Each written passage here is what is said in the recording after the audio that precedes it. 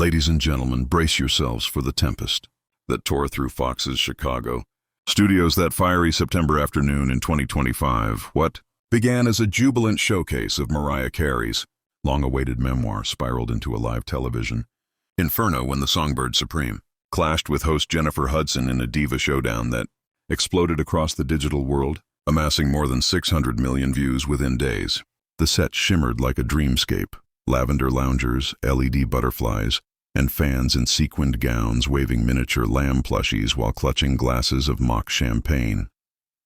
Jennifer, age 44, glowing in a buttercup yellow ball gown with diamonds that caught every studio light, greeted Mariah, resplendent at 55 in a liquid silver sheath that hugged her every curve, topped with a $10 million De Beers choker that glittered like lightning under the cameras. For the first few minutes, harmony ruled.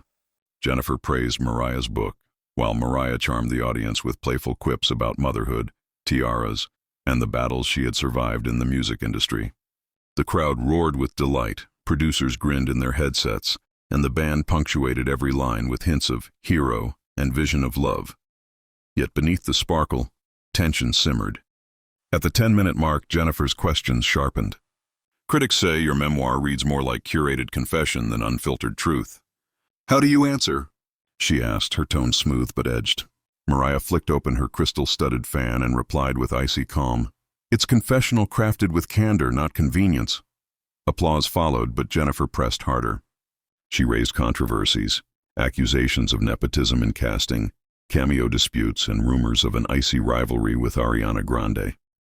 Mariah's smile stiffened, her velvet voice edged with steel. The cost of conformity is catastrophe, she shot back. I've bankrolled ballet schools, championed new voices dismissed by the elite. Rivals are not enemies. They're rainbows in the storm, the crowd gasped, phones glowing as every word went viral in real time. Jennifer leaned in, eyes narrowed, and countered.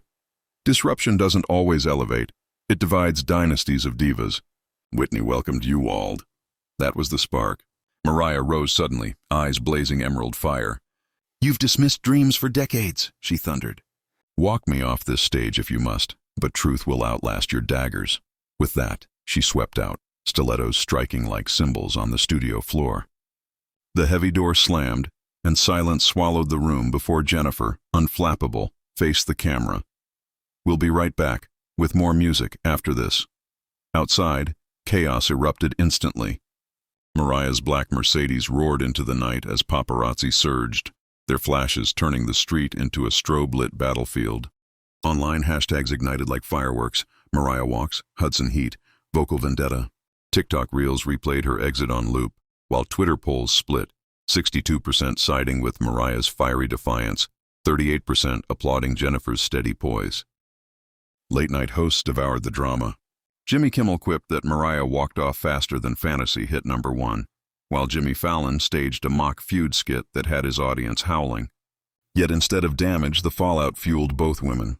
Jennifer's ratings skyrocketed, her sharp monologue praised as fearless journalism. Mariah's memoir sales erupted, minting millions within a week.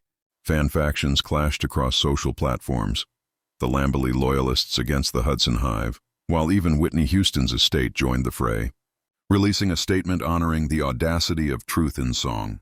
And yet, amid the chaos, both women emerged larger than ever. Jennifer doubled down on candor, performing an emotional flute solo that went viral for its serenity. Mariah, silhouetted against sunset on Instagram, posted only 10 words. Walked in candor, walked out with courage. Diva truth.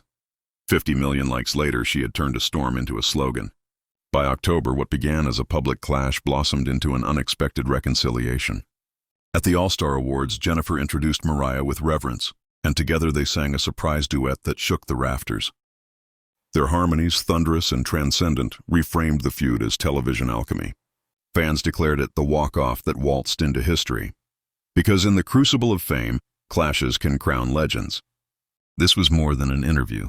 It was a coronation of candor, a reminder that in the glittering forge of diva firepower, sparks may scorch, but they also illuminate, forever altering the constellation of stardom. Vin Diesel's return to The View in September 2025 began with the cool precision of a pit crew. His publicist hovered like a chief mechanic, whispering reminders, Keep it light, keep it kinetic, no diving into the drama ditch. Vin grunted, eyes distant, maybe flashing back to his last visit in 2017 for the fate of the Furious, when it all ended in fist bumps, not feuds. Meanwhile, backstage, the panel prepared in their powwow parlor. Whoopi Goldberg, the steady captain, urged kindness. Sonny Hostin stacked stats on Vin's box office billions. Sarah Haynes rehearsed her fun uncle quips. Alyssa Farah Griffin polished her bipartisan bridges. And Joy Behar, the wild card, sharpened her barbs over a kale smoothie, promising that if Vin dodged the woke weeds, she'd weed whack with glee. At the 5-minute warning, the stage manager barked cues and Vin vaulted out, greeted by a roar that rattled the rafters. He nodded to each host, his presence sucking oxygen from the room like a supercharged V8. The opener flew by in a blur.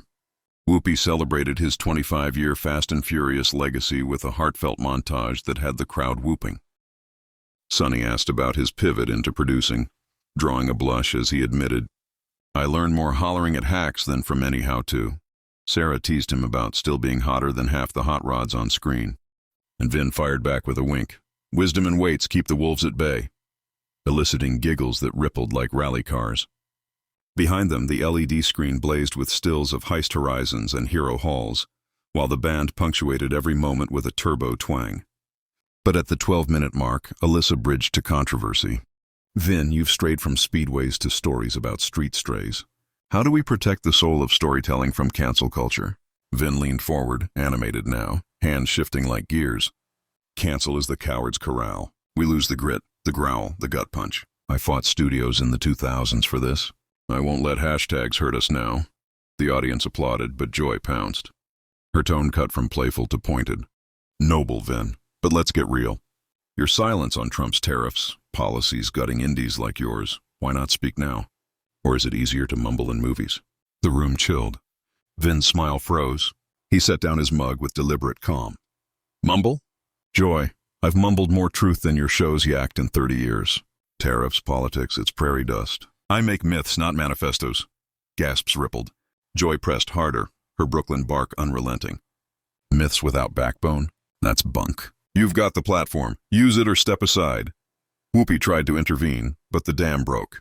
Vin's eyes blazed volcanic. "Backbone? I've buried brothers in Boston brawls, lost roles for refusing to bow to blacklists. You sit cushy, stirring stews.